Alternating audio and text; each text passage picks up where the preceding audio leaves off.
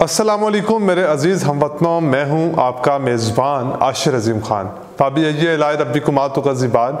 मेरे नबी पाक सल्लल्लाहु अलैहि वसल्लम और उनकी आल पर लाखों करोड़ों दुरूद व सलाम। नाज़रीन, जब इंसान इक़्तिदार के अंदर होता है, उसका रोब दबदबा होता है, पूरी एक जिस सीट के ऊपर वो विराजमान होता है और उस ओहदे का वो फ़ायदा इस्तेमाल करते हुए कुछ लोग अपनी नस्लों को संवार जाते हैं और कुछ लोग अपने मुल्क को संवार जाते हैं। यहाँ पर बाजवा साहब जब आर्मी चीफ थे तो किसी भी शख्स में बोलने की हिम्मत नहीं थी, लेकिन जैसे ही बाजवा साहब को ओहदे से उतारा गया तो उन्होंने नस्ल तो नहीं बनाई, अपनी नस्ल के लिए तो खैर उन्होंने बहुत कुछ कमाया, पाकिस्तान को खैर वो तबाह बर्बाद करके रख गए। अब जब बाजवा साहब ने ओहदा छोड़ा है, उसके बाद रजीम चेंज ऑपरेशन के मामलात के ऊपर मज़ीद चीज़ें खुलना शुरू हो चुकी हैं। BBC ने एक रिपोर्ट शाया की है। उस रिपोर्ट के अंदर जो उनके एक रिपोर्टर थे, उन्होंने एक बड़ी 3 मिनट की एक वीडियो है वो उन्होंने शाया की। उसमें उन्होंने कहा कि बाजवा साहब जाते जाते मुल्क तो लूटा उन्होंने, जाते जाते वो आवाम से ये शिकवा भी कर गए कि जब देखें जी भारत की फ़ौज जो है वो किस तरह से अपने फ़ौजियों के ऊपर जुल्म करती है, बर्बरियत करती है। पाकिस्तान की फ़ौज ने इतनी कुर्बानियाँ दी हैं, पाकिस्तान की फ़ौज ने इतना कुछ इस मुल्क के लिए किया, लेकिन पाकिस्तान की आवाम जो है वो तनकीद का निशाना बनाती है। अगर बाजवा साहब अगर पाकिस्तान की आर्मी जो है वो सिर्फ़ और सिर्फ दफाई इंतज़ामात के अंदर अपना हिस्सा डालेगी तो शायद पाकिस्तान की फ़ौज की पाकिस्तानी कौम इज़्ज़त करेगी, क्योंकि आपने सिर्फ़ और सिर्फ अपनी नस्ल का सोचा, अपने मुल्क का नहीं सोचा। आपने रजीम चेंज ऑपरेशन में एक हिस्सा लिया और उस हिस्से का आपने किरदार अदा किया दुश्मनों के साथ मिलकर। आज नजम सेठी साहब ने भी एक इंकशाफ किया है। इंकशाफ में उन्होंने कहा कि बाजवा साहब ने PDM की जमातों के लिए वोट ऑफ नो कॉन्फिडेंस का रास्ता खोला, अदरवाइज वो इसमें कभी भी कामयाब नहीं हो सकते थे। यानी कि बाजवा साहब जो कि खुद को गैर सियासी करते थे, खुद को ये कहते रहे कि हम न्यूट्रल हो चुके हैं, कभी मोहम्मद अली साहब की तरफ से कुछ इंकशाफात कर दिए जाते हैं और कभी पाकिस्तान के दूसरे लोगों की तरफ से इंकशाफात कर दिए जाते हैं। इस वक्त आप ये देखें कि PDM की जो जमातें हैं वो बाजवा साहब को बहुत सपोर्ट कर रही हैं, क्योंकि ये जानते हैं कि दोनों एक दूसरे के साथी थे। अगर किसी भी किस्म का बाजवा के ऊपर इल्ज़ामात लगाए जाएंगे तो बाजवा साहब भी सामने आ सकते हैं और तमाम इंकशाफात कर सकते हैं कि किस तरह के सारे मामले को इस गवर्नमेंट ने, इस इम्पोर्टेड हुकूमत ने किस तरह से साजिश की और किसके साथ मिलकर इन लोगों ने इमरान खान साहब की हुकूमत गिराई। अब पाकिस्तान फ़ौज के अंदर भी बड़ी तब्दीलियां हो रही हैं। बाजवा साहब के जाने के बाद जैसे ही आसिफ मुनीर साहब ने अपनी आर्मी चीफ का कमान संभाला तो कमान संभालने के बाद बहुत सारे जर्नल जो हैं उन्होंने रिटायर्ड होना शुरू कर दिया। हालांकि ये जो किया गया है, तकर्री की गई है, वो बिल्कुल मेरिट के ऊपर की गई है। जिस शख्स ने जो सबसे मोस्ट सीनियर था, जो सबसे ज़्यादा तजर्बाकार था, उसी को आर्मी चीफ लगाया गया। लेकिन क्योंकि कुछ लोग उनसे ऊपर वाले ओहदों पर काम कर चुके थे तो कुछ उनको बात ये जच नहीं रही आसिफ मुनीर साहब के नीचे काम करने के लिए। तो पहले जनरल फैज़ हमीद साहब ने इस्तीफ़ा दिया, इस वक्त जो है वो आज जनरल अजहर अब्बास साहब ने भी इस्तीफ़ा दे दिया है और पाकिस्तान की जो पार्लियामेंट है, जो कैबिनेट है, उन्होंने ये इस्तीफ़ा मंजूर भी कर लिया है। अब आप ये देखें कि फ़ौज जो है वो तकरीबन इन मामलात की तरफ नहीं देख रही, PDM की जमातों के साथ वो नहीं खड़ी। अभी वो खुद अपनी पॉलिसी बना रहे हैं, वो देख रहे हैं कि उनको किसकी तरफ जाना है। तो इसका मतलब ये है कि जो अब तमाम जो इदारे हैं इस वक्त वो बिल्कुल मुकम्मल तौर पर इस इम्पोर्टेड हुकूमत के हाथ में है। जरदारी साहब की आपको वो धमकी याद होगी जो उन्होंने धमकी दी थी इमरान खान साहब को कि वो इलेक्शन जीत के तो दिखाए, पहले इलेक्शन लड़ के तो दिखाए, बाद में जीतने की बात करेगा और हो सकता है कि हम किसी भी वक्त इमरान खान साहब को नाअहल करवा दें या फिर कैद करवा दें। वो सिर्फ और सिर्फ इस बात का इंतज़ार कर रहे हैं कि कौन सा ऐसा वक्त आए जब पंजाब और KPK की असम्बलियाँ जो हैं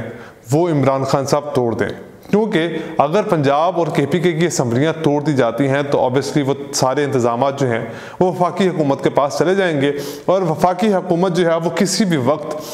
इमरान खान साहब को गिरफ्तार कर सकती है और गिरफ्तार करने के बाद। लेकिन ये जो पूरी PDM की जमातें हैं इस वक्त परेशान भी हैं, इस वक्त हैरान भी हैं कि किस तरह से ये तमाम कोशिशें की जाएँ। और जरदारी साहब को उस वादे को पूरा करने के लिए तमाम PDM के जितने भी मेम्बरान हैं उन्होंने सरतोड़ कोशिशें शुरू कर दी हैं और कोशिश में इलेक्शन कमीशन उनका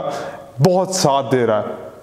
इलेक्शन कमीशन की तरफ से इसी तरह लग रहा है जैसे इलेक्शन कमीशन पाक फौज की पाकिस्तान की आवाम के लिए नहीं खड़ा किया गया, वहाँ पर इन सियासतदानों, इन करप्ट चोरों के लिए वो सिर्फ नौकरी करता है और उसे पाकिस्तान की आवाम और पाकिस्तान इस वक्त क्या चाहती है उससे उसको कोई फ़र्क नहीं पड़ता।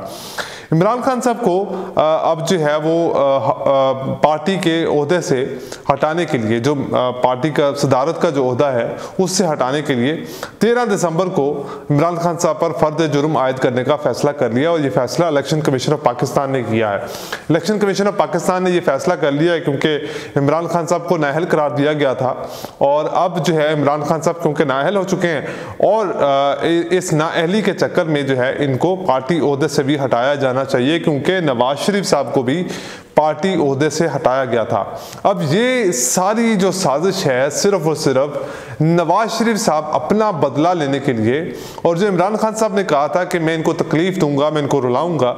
वो सारी जो चीज़ें हैं ये तमाम इदारों के साथ मिलकर उस कारनामे को सरअंजाम दे रहे हैं। इस वक्त इनका सिर्फ और सिर्फ एक ही वतीरा है, ना तो पाकिस्तान कौम की मईशत का वतीरा इनका है, ना इनका कोई मसला है। बाजवा साहब ने जिस आदमी को एयरफोर्स के जहाज़ के अंदर लाकर पाकिस्तान के ऊपर मुसल्लत किया और उसको फिर वज़ीर ख़जाना बना दिया, वज़ीर ख़जाना बनाने के बाद उसने जिस तरह से मईशत की तबाही फेरी और अब जो है वो तमाम जिन्होंने मईशत की तबाही फेरी वो आपस में लड़ाइयाँ करते फिर रहे हैं। तो साथ साथ जो है वो इस जो सारी गेम चल रही है ना उसके अंदर परवेज़ इलाही साहब ने भी अब अपना अहम किरदार अदा किया। उन्होंने एक इंटरव्यू दिया, खैर उस इंटरव्यू की बाद में बात करते हैं। पहले ये बताना चाहूँगा कि नवाज शरीफ साहब ने वतन वापसी का सिग्नल दे दिया। अब उन्होंने ये कहा है कि जनाब अगर पाकिस्तान तहरीक इंसाफ की जो पार्टी है वो पंजाब और KPK की असम्बलियाँ अगर तहलील कर देती है तो फिर वहाँ पर ज़िमनी इंतखाबात करवाए जाएँ और इंतखाबात करवाने के बाद मैं खुद आकर वहाँ पर इलेक्शन कैंपेन करूँगा, वहाँ पे लोगों के सामने रहूँगा, लोगों को बताऊँगा कि किस तरह से मुझे नाअहल किया गया और किस बात पर नाअहल किया गया, ताकि एक दफ़ा फिर पाकिस्तान की आवाम को बेवकूफ़ बनाकर इक़्तिदार हासिल किया जा सके। और ये जो मामला है इमरान खान साहब के लिए मुश्किलात पैदा कर सकता है क्योंकि इमरान खान साहब जानते हैं इस वक्त अगर उनको नाअहल कर दिया गया तो फिर पाकिस्तान तहरीक इंसाफ का कोई वजूद बाकी नहीं बचता। और नवाज शरीफ साहब सिर्फ और सिर्फ इसी बात का इंतज़ार करें। और इस वक्त ये जो नाअहली की तलवार लटकाई गई है या पार्टी की सदारत से जो हटाने के लिए तलवार लटकाई गई है, सिर्फ और सिर्फ इसलिए लटकाई गई है ताकि इमरान खान साहब को ब्लैकमेल किया जा सके और असम्बलियाँ तहलील ना होने दी जाएं। क्योंकि इमरान खान साहब ने आप जानते हैं 20 दिसंबर को असम्बलियाँ तहलील करने का फैसला किया था और अगर पार्टी की सदारत जो है वो किसी और शख्स के पास आ जाती है और 12 दिसंबर को इमरान खान साहब को नाअहल कर दिया जाता है तो फिर ऑब्वियसली फिर कभी भी असम्बलियाँ तहलील नहीं होंगी। बहुत सारे समझदार लोग जो हैं वो यही कह रहे हैं कि अगर इमरान खान साहब ये चाहते हैं कि इलेक्शन उनके टाइम के मुताबिक हो जिस तरह से वो चाहते हैं तो फिर उनको असम्बलियाँ अभी तहलील करना होगी, वरना जिस तरह से परवेज़ इलाही साहब ने इंटरव्यू दिया है और इस इंटरव्यू के अंदर उन्होंने उस्मान बुज़दार साहब के ऊपर उंगलियां उठाई, उनके दौरे इक़्तिदार के बारे में उन्होंने कहा कि जी ये जो है इन्होंने 3.5 साल ज़ाया किए हैं, तो उस हिसाब से ये कभी भी नहीं लगता कि परवेज़ इलाही साहब जो है वो इमरान खान का साथ देंगे। अभी तक इस्टेब्लिशमेंट जो है वो अपना किरदार अदा नहीं कर रही, वो पाकिस्तान की सियासत से अभी दूर है। अभी उन्होंने पॉलिसी बनाना है और पॉलिसी बनाने के लिए अभी उनको शायद वक्त भी लग सकता है। तो इमरान खान साहब इसलिए जितना जल्दी ये फैसला करेंगे उतना जल्दी वो परवेज़ इलाही साहब से भी फ़ायदा उठा सकेंगे। और उन्होंने ये भी कहा कि हमने खान साहब को मशवरा दिया है, अगर एक कॉल पे हम असम्बलियाँ तो तहलील कर देंगे लेकिन हमने खान साहब को मशवरा दिया है कि अगर हमें बजट पेश करने दिया जाए और बजट पेश करने के बाद जो है, मैंने आपको पहले भी बताया था कि इस वक्त परवेज़ इलाही साहब जो है वो सिर्फ और सिर्फ ये चाहते हैं कि आखिरी साल के अंदर तमाम तरक्याती काम किए जाएँ और तरक्याती काम करने के बाद ये सारी चीज़ें देखी जाएं। अब एहसन इकबाल साहब ने और जो है वो जो पाकिस्तान मुस्लिम लीग नून के मेन जो सदारत लीडरशिप है उसमें शाहिद खान अब्बासी साहब ने आज उनको धमकी दी चेयरमैन नैब को। उन्होंने कहा कि मैं आपके गले से पकड़कर वो तमाम जो केसेस आपने मुझ पे किए, वो झूठे जो इल्ज़ामात मेरे ऊपर लगाए गए, उनका मैं आपके गले में हाथ डालकर उनका बदला लूँगा। यानी कि इक़्तिदार में ये लोग आकर ये लोग फ़िरौन बन चुके हैं और फ़िरौनियों की जो अल्लाह पाक ने हाल किया ना फ़िरौनों के साथ, वो सारी दुनिया जानती है, सिर्फ मुसलमान नहीं बल्कि पूरी दुनिया जानती है, नॉन मुस्लिम्स भी जानते हैं। और अगर फिर भी किसी को ये लगता है कि पाकिस्तान के अंदर इमरान खान साहब को गिरफ्तार करने दिया जाएगा, और जिस तरह की मकबूलियत है इस वक्त इमरान खान साहब की, उस हिसाब से यही लगता है कि ये रास्ता सिर्फ और सिर्फ इमरान खान साहब इनका रोक सकते हैं। और इमरान खान साहब को रास्ते से हटाने के लिए पीटीआई की पार्टी से भी अलग करने की साजिश जारी है। दूसरी तरफ उनको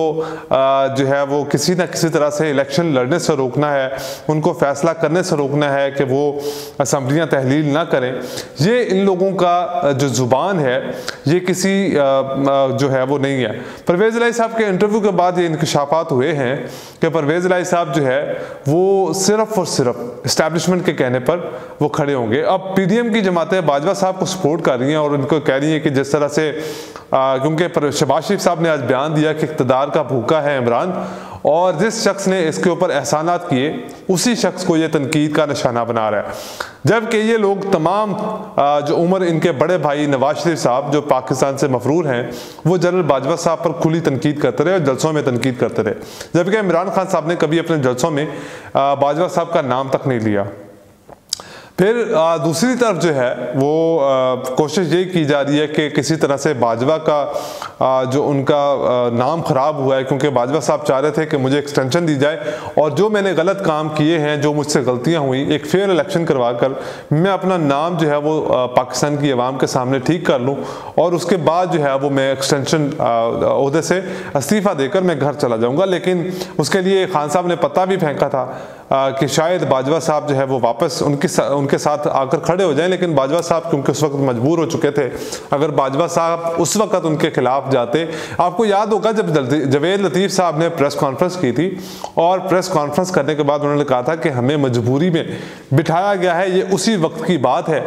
कि जब बाजवा साहब ने को एक्सटेंशन की ऑफ़र की गई और बाजवा साहब ने वो कोशिश की कि उनको एक्सटेंशन मिले और उनका नाम साफ़ हो। जितनी तनकीद हो रही है उसके बाद उनके असासे निकल आए, उसके बाद तो अल्लाह ही हाफिज़ है। हमें इस बात का हमेशा से दुख रहा है कि पाकिस्तान की आवाम का, पाकिस्तान के अपने लोग कभी पाकिस्तान से मोहब्बत नहीं करते। आज के लिए इतना ही, मुझे दीजिए इजाज़त। अल्लाह हाफिज़।